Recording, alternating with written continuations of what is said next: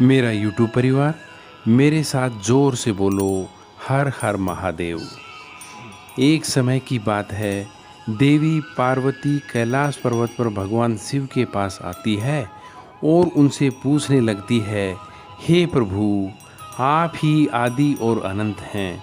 आप ही के कारण काल पानी को ग्रहण करता है, किंतु आज मैं आपके पास यह जानने के उद्देश्य से आई हूँ कि शिवलिंग को जल चढ़ाने के नियम क्या हैं। कौन सी स्त्री शिवलिंग को जल चढ़ा सकती है और कौन सी स्त्री शिवलिंग को जल नहीं चढ़ा सकती, इस विषय में मुझे ज्ञान दीजिए। कौन सी स्त्री को सावन सोमवार के व्रत का पालन नहीं करना चाहिए? कृपया करके मेरे मन की इन आशंकाओं का निराकरण करें।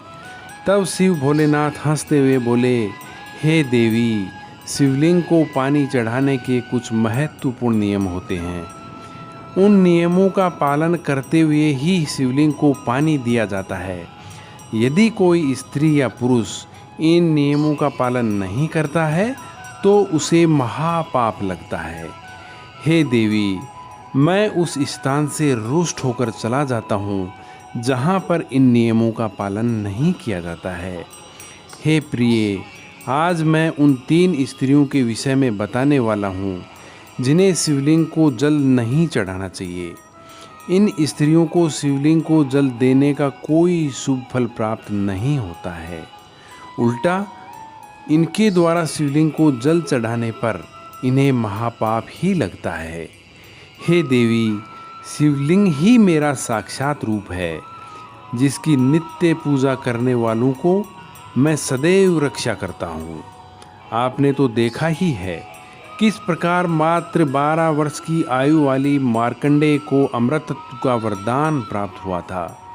हे पार्वती, शिवलिंग को जल चढ़ाने के नियम बताने से पूर्व मैं आपको मेरी परम भगत सुमंती की एक प्राचीन कथा सुनाता हूँ, जिसे आप ध्यान से सुने। जो भी स्त्री इस प्राचीन कथा को सुनती है उसे शिवलिंग को 100 वर्षों तक जल अर्पण करने के बराबर पुण्य की प्राप्ति होती है। इस कथा को जो भी पूरे ध्यान से सुनता है, इसका प्रचार करता है, उसके दुखों का नाश हो जाता है, उसकी दरिद्रता दूर होती है और वह सदा के लिए इस संसार की मोह माया से विरक्त हो जाता है। तब माता पार्वती कहती है, हे स्वामी, आपके मुख से इस कथा का श्रवण मेरे द्वारा सुनना मेरे लिए सौभाग्य की बात है। कृपया आप मुझे ये कथा कहिए, मैं इसे ध्यान से पूरा अवश्य सुनूंगी एवं पूरे जगत में इसका प्रचार प्रसार करूंगी। तब भगवान शिव देवी पार्वती को वह कथा सुनाने लगते हैं और कहते हैं, हे देवी पार्वती, पूर्व काल की बात है। नक्षत्रपुर नगर में एक सुशांत देव नाम का एक ब्राह्मण निवास करता था। सुशांत देव शांत स्वभाव के साथ साथ बहुत ही गुणवान, रूपवान, बुद्धिमान एवं सभी शास्त्रों में पारंगत था। उसने सभी वेदों का भी अध्ययन किया था। उसी के नगर के पास एक दूसरा नगर रामपुर स्थित था। उस नगर में सुधर्मा नाम का एक अन्य विद्वान ब्राह्मण निवास करता था। उसकी एक पुत्री थी जिसका नाम था सुमंती। वह भगवान शिव जी की बड़ी श्रद्धा के साथ पूजा अर्चना किया करती थी। रोजाना शिवलिंग को जल देना और उचित नियमों के साथ पूजा आराधना करने के बाद ही उसकी दिनचर्या की शुरुआत होती थी। सुमंती ने मनचाहे वर की प्राप्ति के लिए 16 सावन सोमवार के व्रत किए थे। उसके पिता सुधर्मा ने बड़े ही लाड़ प्यार से अपनी पुत्री सुमंती का लालन पोषण किया था। उसकी पुत्री अत्यंत रूपवान और गुणवान थी। जब सुमंती विवाह के योग्य हुई तो सुधर्मा को अपनी पुत्री के विवाह की चिंता सताने लगी। इसलिए उसने अपनी पत्नी से कहा, हे प्रिय, हमारी पुत्री अब बड़ी हो गई है, इसलिए अब इसका विवाह हमें कर देना चाहिए। तब उसकी पत्नी ने कहा, हे स्वामी, मेरी दृष्टि में एक विद्वान ब्राह्मण है जो मेरे भाई की नगरी नक्षत्रपुर में रहते हैं, जिनका नाम है सुशांत देव। मैं तो कहती हूँ हमारी पुत्री का विवाह उस श्रेष्ठ ब्राह्मण के साथ कर दिया जाए। उनके साथ विवाह करने से हमारी पुत्री सुखी जीवन व्यतीत करेगी। तब सुधर्मा कहता है, हे प्रिय, तुम ठीक कहती हो। मैंने भी सुशांत देव जी के विषय में बहुत सुना है। हम हमारी पुत्री का विवाह उन्हीं के साथ करेंगे। मैं कल ही अपनी पुत्री के विवाह का प्रस्ताव उनके पास लेकर जाता हूँ। फिर सुधर्मा अपनी पुत्री के विवाह का प्रस्ताव लेकर सुशांत देव जी के घर चला जाता है। तभी सुशांत देव जी घर में अपने माता पिता की सेवा कर रहा होता है। जब सुधर्मा सुशांत देव जी को अपने माता पिता की सेवा करते हुए देखता है तो वह बड़ा आनंदमयी होता है और प्रसन्नतापूर्वक उसे निहारते हुए सोचता है, अरे वाह, यह ब्राह्मण पुत्र तो कितना महान है। यह तो बड़ी प्रसन्नता से अपने माता पिता की सेवा कर रहा है। जब सुधर्मा को सुशांत देव जी द्वार पर खड़ा देखता है तो उनका स्वागत करता है और कहता है, हे विप्रवर, पधारिए, आपका स्वागत है। कहिए मैं आपकी किस प्रकार से सहायता कर सकता हूँ। सुशांत देव जी का अतिथि सत्कार देखकर सुधर्मा अति प्रसन्न हो जाता है।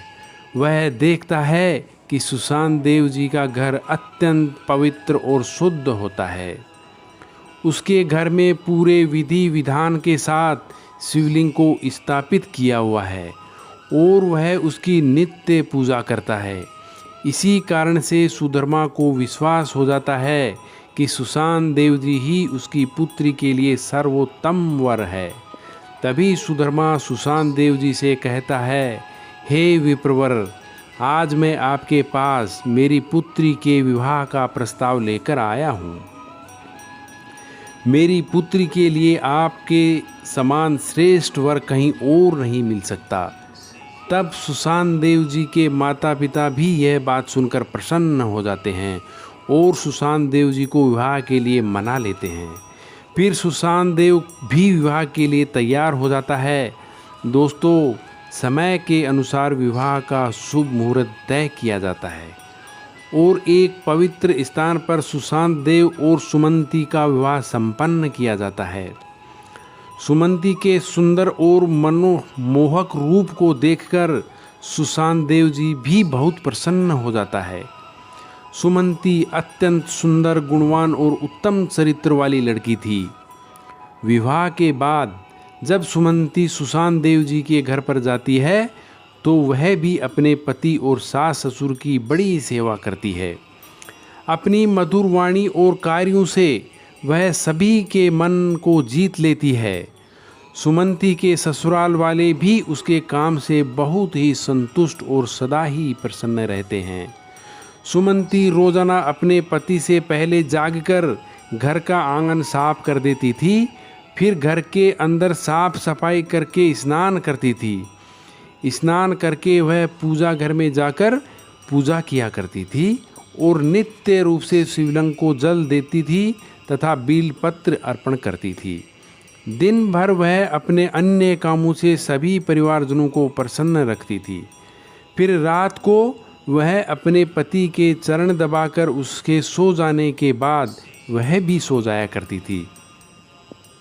सुमंती के अंदर एक पवित्रता नारी के सभी गुण एवं लक्षण विद्यमान थे और वह अपने पति को ही परमेश्वर मानकर उनकी सेवा करती थी। सुमंती ने कभी भी अपने पति के अलावा किसी अन्य पुरुष के विषय में विचार नहीं किया करती थी। वह सत्य धर्म का पालन करने वाली और धर्म कार्य करने वाली स्त्री थी। उसने कभी कोई अशुभ कार्य नहीं किया था। सुमंती के ऐसे सात्विक और सरल स्वभाव को देखकर माँ लक्ष्मी भी उस पर मेहरबान थी। माँ लक्ष्मी स्वयं चलकर उसके घर में आकर निवास करने लगी, जिससे सुमंती के जीवन में सुख समृद्धि और भी बढ़ गई थी। भगवान शिव जी कहते हैं, हे देवी पार्वती, धन की देवी लक्ष्मी उन्हीं स्त्रियों पर अपनी कृपा दृष्टि बनाए रखती है जो पतिव्रता होती है और जो सत्य धर्म का पालन करती है। सुमंती के अंदर वे सभी लक्षण विद्यमान थे जो एक श्रेष्ठ पतिव्रता नारी के अंदर होने चाहिए। लेकिन आगे मैं बताऊंगा कि सुमंती की एक भूल के कारण उसका पूरा परिवार दुखों के बादलों में डूब गया और उसके जीवन में केवल क्लेश, अशांति और दुख आने लगे। हे पार्वती, फिर एक दिन की बात है जिसके अगले दिन सुबह श्रावण मास आरंभ होने वाला था और संजोग से उस दिन अमावस्या भी थी। तभी सुमंती ने दोपहर के भोजन में कोसंबीर बनाई थी जिसमें अधिक मात्रा में प्याज, लहसुन, गोभी तथा अन्य सब्जियों को दही के साथ मिलाकर बनाया था और स्वाद को बढ़ाने हेतु सेंधा नमक का भी उपयोग उसमें किया था। सुमंती और उसका परिवार संध्या पूर्व भोजन कर रात्रि में सो गए, किंतु सुमंती ने जो कोसंबीर बनाई थी काफ़ी स्वादिष्ट बनाई और सभी के भोजन के पश्चात उसमें से थोड़ी बच भी गई थी। जब अगली सुबह सुशांत देव और सुमंती जल्दी सुबह उठे तो उन्हें रात की बनाई हुई कोसंबीर बहुत पसंद आई थी और उन दोनों ने उसे नहाने एवं शिवलिंग को पानी दिए बिना ही खा लिया और व्रत एवं रोजाना नहाकर शिवलिंग को पानी देने के अपने नित्य नियम को भूल गई और बिना स्नान किए ही शिवलिंग को स्पर्श किया और जल चढ़ा दिया, जिससे सुमंती के शरीर में महामोह ने प्रवेश कर लिया, जिस कारण से सुमंती के सारे इंद्रिय तिलमिला उठे। सुमंती के शरीर में महामोह ने प्रवेश करते ही भगवान शिव क्रोधित होकर वहां से चले गए तथा इस अपवित्र अवस्था को देख शिवजी अपने ही भक्त से रुष्ट होकर वहां से चले जाते हैं। तब से सुमंती के शरीर में निवास कर रहे उस महामोह ने उसे सभी धार्मिक कार्यों से वंचित कर दिया तथा उसने अपने सभी श्रावण सोमवार व्रतों के पुण्य को नष्ट कर दिया। उन दोनों ने अनजाने में लहसुन, प्याज का सेवन किया तथा सोमवार के व्रत के दौरान सुमंती ने सेंधे नमक का उपयोग अपने भोजन में किया, जिस कारण से उसका व्रत भी विफल हो गया। जिस व्रतों को करने से मनुष्य को महापुण्य की प्राप्ति होती है, वहीं सुमंती अपने अनजान दुष्कर्मों से पाप की भागी बनती जा रही थी। महामोह के सुमंती के शरीर में प्रवेश करने के कारण सुमंती की मति भ्रष्ट हो जाती है तथा इसका विपरीत प्रभाव सुमंती के पति पर भी पड़ता है और वह सदा कामातुर होकर सुमंती के साथ भोग विलास में व्यस्त हो जाता है। फिर एक दिन सोमवार व्रत के दौरान सुमंती एवं उसके पति एक साथ रहने के कारण सुमंती के शरीर में निवास कर रहा ब्रह्म हत्या का पाप उसके पति के शरीर में प्रवेश कर गया। हे देवी, इस संसार जगत की हर महिला में महीने में 3 दिन ब्रह्म हत्या का पाप निवास करता है, क्योंकि ब्रह्मदेव ने इंद्र के शरीर से ब्रह्म हत्या का पाप निकालकर वृक्ष, जल, अग्नि और अप्सराओं को ग्रहण करने के लिए कहा था। उसी समय से स्त्रियों के शरीर में हर महीने 3 दिन ब्रह्म हत्या का पाप निवास करता है और जो भी पुरुष इस दौरान स्त्री के साथ रहता है तो यह पाप उसके शरीर में प्रवेश कर जाता है। वही ब्रह्म हत्या का पाप सुमंती के पति के शरीर के अंदर प्रवेश कर गया और वह जमीन पर गिर पड़ा। उसे तुरंत ही कुष्ठ रोग हो गया, उसका अंग अंग जलने लगा, उसके शरीर पर छाले पड़ गए, उसके शरीर से रक्त और मवाद की बदबू आने लगी और वह दर्द से चीखने चिल्लाने लगा। हे भगवान, यह मुझसे क्या अपराध हो गया? मेरे द्वारा यह कैसा भयंकर पाप हो गया? मैंने सब कुछ जानते हुए भी महापाप किया है। हे भोलेनाथ, अब मेरी रक्षा कौन करेगा? तभी सुमंती की सांस उस स्थान पर आ गई तो उसने देखा कि उसका पुत्र कुष्ठ रोग से ग्रसित होकर जमीन पर पड़ा है। वह क्रोध में आकर सुमंती से कहने लगी, अरे पापिनी, तूने यह क्या कर डाला? तूने इसका धर्म भ्रष्ट कर डाला। अपने पति की ऐसी हालत देखकर सुमंती बहुत घबरा गई और ज़ोर ज़ोर से रोने लगी और कहा, हे सासू माँ, मुझे क्षमा करो, मुझसे बहुत बड़ा अपराध हो गया है। काम के वशीभूत होकर मेरे द्वारा यह अपराध हो गया है। तब सुमंती की सास ने कहा, हे पापिनी, तू इस घर से अभी चली जा। तुझ जैसी कोलता स्त्री को इस घर में नहीं रहना चाहिए। तूने मेरे बेटे के जीवन को नरक बना दिया है और पता नहीं आगे और क्या क्या करेगी। सुमंती कहती है, हे सासू माँ, मैं कहाँ जाऊँ? मेरे पति के अलावा मेरा और कोई नहीं है। मैं उन्हें छोड़कर नहीं जा सकती।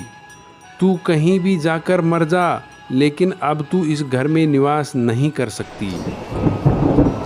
इतना कहकर सुमंती की सास ने उसे धक्के मारकर घर से बाहर निकाल दिया। फिर सुमंती दुखी होकर घर से निकल गई। उसे अपनी भूल पर बड़ा पछतावा होने लगा। उसे कुछ भी समझ में नहीं आ रहा था कि वह क्या करे। तब सुमंती चलते चलते एक वन में जाती है। इस वन में एक शिव मठ होता है। वह उस मठ पर सहायता मांगने के लिए जाती है, लेकिन वहाँ पर कोई नहीं होता है। सुमंती इसी मठ पर जाकर बैठ जाती है और अपनी भूल के विषय में सोचते हुए दुखी होने लगती है। फिर कुछ समय के उपरांत एक साधु उस आश्रम पर आते हैं जो उसी मठ के पुजारी होते हैं। जब साधु एक स्त्री को अपने मठ पर दुखी बैठा देखते हैं तो आश्चर्यचकित हो जाते हैं और पास जाकर उस स्त्री से पूछने लगते हैं, हे कल्याणी, तुम कौन हो और किस कारण से इस स्थान पर अकेले बैठी हो? तुम्हारे दुख का क्या कारण है? और कोई गुप्त बात ना हो तो अवश्य बताओ, शायद मैं तुम्हारी कोई मदद कर सकूं। तब सुमंती कहती है, हे मुनिवर, मेरा नाम सुमंती है। मेरे द्वारा घोर पाप हो गया था। उसी कारण से मैं अपने परिवार से बिछड़कर इस स्थान पर आई हूँ। तब साधु कहते हैं, हे देवी, यह क्या कह रही हो तुम? तुमने कौन सा पाप किया है? मुझे विस्तार से बताओ। मैं तुम्हारी कोई सहायता कर सकूं तो प्रयत्न अवश्य करूंगा। सुमंती कहती है, हे मुनिवर, मेरे द्वारा घोर पाप हो गया है। मैं अपने पति के साथ रह रही थी। भूलवश मैं बिना स्नान किए शिवलिंग को स्पर्श किया एवं उसे पानी चढ़ा दिया। इसी कारण से मेरे पति कुष्ठ रोग से ग्रसित हो गए और दुख भोग रहे हैं। फिर साधु कहते हैं, हे बेटी, तुम चिंता मत करो। तुम्हारे द्वारा जो पाप हुआ है उसका प्रायश्चित करो। तुम्हें पाप से मुक्ति मिल जाएगी। तुम इस मठ में बैठकर शिव शंकर भगवान की पूजा करो। शिवलिंग को नित्य जल दो और बेलपत्र अर्पण करो। यही तो पूरे संसार के पिता हैं। जो भी इनकी शरण में आता है उसका उद्धार निश्चित ही होता है और तुम्हारे पति भी जल्दी ठीक हो जाएंगे। फिर वह सुमंती वहीं पर उसी शिव मठ में रहकर भगवान शिव और शिवलिंग की नित्य पूजा करने लगती है। रोज स्नान करके वह ब्रह्मचर्य का पालन करते हुए शिवलिंग को जल चढ़ाती है और शिवलिंग पर बेलपत्र अर्पण करती है तथा भगवान शिव को मिष्ठान से भोग लगाती है। वह नित्य मठ में मौजूद सभी गायों को चारा डालती रहती, उनकी सेवा करती। दिन भर वहीं मठ में भगवान शिव की मूर्ति के आगे बैठकर भगवान शिव जी की भक्ति करने लगती है, उनकी स्तुति करती है और फिर से अपने पति के मंगल होने के लिए 16 सोमवार का व्रत भी करती है। इस प्रकार से 1 वर्ष बीत जाता है, किंतु वहीं दूसरी ओर भगवान शिव भी उसकी परीक्षा ले रहे होते हैं। अब अगला श्रावण मास प्रारंभ होता है।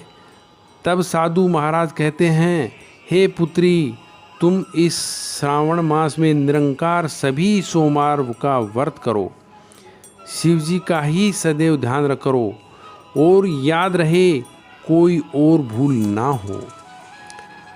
अब मैं तुम्हें श्रावण सोमवार व्रत के संबंध में तुम्हें विस्तार से बताता हूँ, तुम इसे ध्यान से सुनना। किसी भी स्त्री या पुरुष को श्रावण मास में किसी भी तामसिक पदार्थ का सेवन नहीं करना चाहिए। परहेज की हुई किसी भी वस्तु का सेवन नहीं करना चाहिए। हे पुत्री, शिवलिंग पर भूल से भी केतकी पुष्प और तुलसी पत्र को अर्पण नहीं करना चाहिए और ना ही शिवजी की पूजा में शंख का उपयोग करना चाहिए। शिवलिंग पर कभी भी हल्दी, कुमकुम और सिंदूर अर्पण नहीं करना चाहिए। अब तुम सच्चे मन से शिवजी की आराधना करो, वे अवश्य ही तुम्हारी सभी इच्छाओं को पूर्ण करेंगे। अब सुमंती इसी प्रकार से सोमवार के व्रतों का पालन करती, किंतु उसे भगवान का कोई भी साक्षात्कार या अनुभव नहीं आ रहा था, जिससे हताश होकर वह एक दिन मन में आत्महत्या करने का विचार कर लेती है, क्योंकि उसके जीवन में किसी भी प्रकार का कोई सुधार उसे नज़र नहीं आ रहा था। तब वह शिव मठ के पास वाली नदी के किनारे जाती है और भगवान शिव का स्मरण करते हुए जल समाधि ले लेती है, किंतु उसी समय एक चमत्कार हो जाता है। जिस प्रकार से सुमंती जल में प्रवेश करती है, ठीक उसी प्रकार से वह वापस जल से बाहर आती है। जब वह अपनी आंखें खोलती है तो उसके सामने स्वयं भगवान शिव प्रकट हो जाते हैं। भगवान शिव सुमंती की दृढ़ निष्ठा और भक्ति से अत्यंत प्रसन्न हो जाते हैं और सुमंती को साक्षात दर्शन देते हैं। भगवान शिव को अपने सामने साक्षात खड़ा देखकर सुमंती उन्हें बारंबार प्रणाम करती है, उनकी स्तुति करने लगती है। तब भगवान शिव सुमंती से कहते हैं, हे पुत्री, तुमने बड़ी ही भक्ति भाव से मेरी आराधना की है, इसलिए अब मैं तुम पर प्रसन्न हूँ, कहो तुम्हारी क्या कामना है। तब सुमंती कहती है, हे प्रभु, कृपया मुझे बताओ, मेरे किस दोष के कारण मेरे द्वारा घोर पाप हुआ और मेरे पति को कुष्ठ रोग हो गया। इस पर भगवान शिव कहते हैं, हे पुत्री, अब तुम ध्यान से सुनो। तुम्हारे द्वारा अनजाने में ही एक पाप हुआ था, जिस कारण से तुम्हारे अंदर महामोह ने प्रवेश कर लिया था। एक दिन सावन माह में व्रत के दौरान तुमने तामसिक पदार्थ प्याज, लहसुन और सेंधे नमक का सेवन किया था। इस दौरान तुम अपने पति के साथ थी और अपवित्र अवस्था में थी। तुमने बिना स्नान किए ही शिवलिंग को स्पर्श करते हुए जल दिया था। ऐसी अवस्था में शिवलिंग को कभी स्पर्श नहीं करना चाहिए। शिवलिंग मेरा ही पूर्ण अंश अवतार है। तुमने अपवित्र अवस्था में ही जल अर्पण किया था, जिस कारण से मैंने तुम्हारे घर का त्याग कर दिया था। फिर महामोह ने तुम्हारे अंदर प्रवेश कर लिया था। उसी महामोह के कारण तुम्हारे पति को कुष्ठ रोग हो गया था। अब सुमंती कहती है, हे प्रभु, अनजाने में मेरे से यह पाप हो गया था, अब इस पाप का क्या प्रायश्चित है। भगवान शिव कहते हैं, हे सुमंती, इस पाप का प्रायश्चित तुमने 1 वर्ष तक ब्रह्मचर्य व्रत का पालन करके कर लिया है और 16 सोमवार का निरंकार व्रत भी किया है, इसलिए अब तुम पापों से मुक्त हो। सुमंती कहती है, हे प्रभु, कृपया मुझे बताइए, किस अवस्था में शिवलिंग को जल नहीं चढ़ाया जाना चाहिए और शिवलिंग पर जल चढ़ाने के क्या नियम हैं। तब भगवान शिव कहते हैं, हे पुत्री, अब मैं तुम्हें शिवलिंग को जल देने के नियम बताता हूँ, तुम इसे ध्यान से सुनो। हे पुत्री, शिवलिंग अत्यंत पवित्र होता है। शिवजी का यह सबसे प्रिय है, इसलिए इसकी सात्विकता एवं पवित्रता बनी रहनी चाहिए। शिवलिंग पर जल चढ़ाने का पहला नियम, किसी भी स्त्री को शिवलिंग को कभी भी अपवित्र अवस्था में स्पर्श नहीं करना चाहिए। दूसरा नियम, जो स्त्री मासिक धर्म से हो उसे कभी स्पर्श नहीं करना चाहिए और ना ही शिवलिंग को जल चढ़ाना चाहिए। तीसरा नियम, जो स्त्री विवाहित है एवं अपने पति के साथ रहती है, बिना स्नान किए उसे शिवलिंग को स्पर्श नहीं करना चाहिए और ना ही इस पर जल चढ़ाना चाहिए। बिना स्नान किए शिवलिंग को स्पर्श करने पर दोष लगता है, यह महापाप होता है। चौथा, हे पुत्री, जो स्त्री अपने पति का त्याग करके चली गई हो, जो विवाह के पश्चात अपने पति को छोड़कर अन्य पुरुष के साथ निवास कर रही हो, ऐसी स्त्री को भी शिवलिंग को जल नहीं चढ़ाना चाहिए। पांचवा नियम, शिवलिंग की पूजा करने का अधिकार केवल पतिव्रता या कुंवारी स्त्रियों को ही है। जो स्त्री अस्थि या अनेक पुरुषों के साथ संबंध में रहती है उसे शिवलिंग को जल नहीं चढ़ाना चाहिए। हे सुमंती, अब मैंने तुम्हें शिवलिंग को जल चढ़ाने के संबंध में महत्वपूर्ण नियम बताए हैं, तुम इन्हें ध्यान में रखो। अब सुमंती कहती है, हे प्रभु, मेरे पति कुष्ठ रोग से पीड़ित हैं, कृपा करके मेरे पति को रोग से मुक्त कीजिए। तब शिवजी कहते हैं, हे पुत्री, तुमने इस शिवलिंग की 1 वर्ष तक पूजा की है और नित्य बेलपत्र अर्पण किए हैं। वृक्षों में बेलपत्र मुझे सबसे प्रिय है। शिवलिंग पर तुमने जो बेलपत्र अर्पण किए हैं, इसके पत्ते ले जाकर अपने पति को गुप्त रूप से खिला दो, वह रोग और पापों से मुक्त हो जाएगा। इतना कहकर शिवजी अंतर्ध्यान हो जाते हैं। यह सुनकर सुमंती बहुत प्रसन्न होती है और भगवान शिवजी को बारंबार प्रणाम करके धन्यवाद देती है। फिर सुमंती शिवलिंग पर अर्पित बेलपत्र के कुछ पत्ते उठाकर अपने घर पर जाती है और वो पत्ते अपने पति को खिला देती है। शिवलिंग के पत्ते खाते ही उसका पति एकदम से स्वस्थ हो जाता है और सुमंती को गले से लगा लेता है। सुमंती की सास भी जब यह चमत्कार देखती है तो बड़ी प्रसन्न हो जाती है और फिर से सभी प्रसन्नता के साथ रहने लगते हैं। भगवान शिवजी कहते हैं, हे देवी पार्वती, इसीलिए इन अवस्थाओं में स्त्री को शिवलिंग को जल नहीं चढ़ाना चाहिए और ना ही शिवलिंग को स्पर्श करना चाहिए, अन्यथा इसके अशुभ परिणाम भोगने पड़ते हैं, जैसा सुमंती के साथ हुआ था। अब हम जानते हैं कि शिवलिंग से जुड़े कुछ महत्वपूर्ण नियम। क्या आप जानते हैं, भगवान शिव जी की पूजा में इन 3 चीज़ों का उपयोग करना एकदम वर्जित है, जिनका प्रयोग करने से पुण्य की जगह पाप मिलेगा। तो चलिए जान लेते हैं कौन सी हैं वो 3 चीज़ें।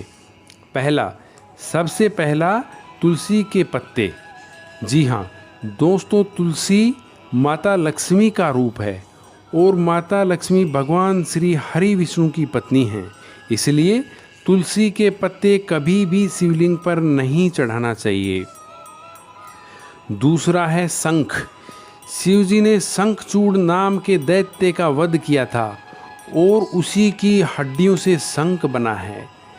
तीसरा है केतकी का फूल। पुराणों के अनुसार भगवान विष्णु और ब्रह्मा जी के विवाद में केतकी के फूलों ने ब्रह्मा जी के झूठ में साथ दिया था। भगवान शिव इस विवाद में निर्णायक की भूमिका में थे। शिवजी ने केतकी का झूठ पकड़ लिया और उसे श्राप दिया कि उसका उपयोग कभी भी उसकी पूजा में नहीं किया जाएगा। भगवान शिवजी को पीले और सफ़ेद कनेर के फूल बहुत पसंद होते हैं, आप उन्हें ज़रूर अर्पित करें। धतूरे के फल और फूल भी अर्पित कर सकते हैं। साथ ही दूध और चंदन का लेप चढ़ाना भी शुभ माना जाता है। पुराणों में शिवलिंग को ही ब्रह्मांड का केंद्र माना गया है। इस केंद्र से समस्त ब्रह्मांड को ऊर्जा की प्राप्ति होती है। शिवलिंग से ही इस ब्रह्मांड की उत्पत्ति हुई है, इसलिए शिवलिंग को ऊर्जा का केंद्र माना गया है। इसके पास कोई भी ऐसी वस्तु नहीं रखनी चाहिए जिससे शिवलिंग से निकलने वाली ऊर्जा नकारात्मकता में परिवर्तित ना हो। वास्तुशास्त्र के अनुसार यदि ऐसी वस्तुएं शिवलिंग के पास रखते हैं तो घर का वातावरण नकारात्मक हो जाता है। जैसे कि एक साथ 2 शिवलिंग, तुलसी का पौधा, कांसे के बर्तन, नंदी को भी पास नहीं रखना चाहिए।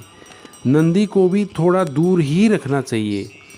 पूजा स्थल पर और उसके आसपास अशुद्ध, अपवित्र समझे जाने वाली वस्तुएं भूलकर भी नहीं रखनी चाहिए, जैसे चमड़े की वस्तुएं, मृत व्यक्ति का अस्थि या कलश, हड्डियां, मांसाहार इत्यादि। मंदिर और आसपास शुद्धता एवं सात्विकता बनी रहनी चाहिए। जो मनुष्य शिवजी को जल देते समय 1,00,000 बार महामृत्युंजय मंत्र का जाप करता है, उसके शरीर के सभी रोग नष्ट हो जाते हैं और उसका शरीर शुद्ध हो जाता है। जो मनुष्य शिवजी को जल देते समय 2,00,000 बार महामृत्युंजय मंत्र का जाप करता है, उसे अपने पूर्व जन्म की बातों का स्मरण होने लगता है। और जो मनुष्य शिवजी को जल देते समय 3,00,000 बार महामृत्युंजय मंत्र का जाप करता है, उसे कामी स्थितियों की प्राप्ति होती है, अर्थात वह जिन वस्तुओं की कामना करता है वह उसे प्राप्त हो जाती हैं। तो प्रिय दर्शकों, आपको यह कथा कैसी लगी कमेंट करके अवश्य बताएं। ऐसी ही रोचक धार्मिक कथाओं के साथ आप हमारे साथ बने रहिए। कथा सुनने के लिए आप सभी का बहुत बहुत धन्यवाद। मेरे साथ जोर से बोलिए हर हर महादेव।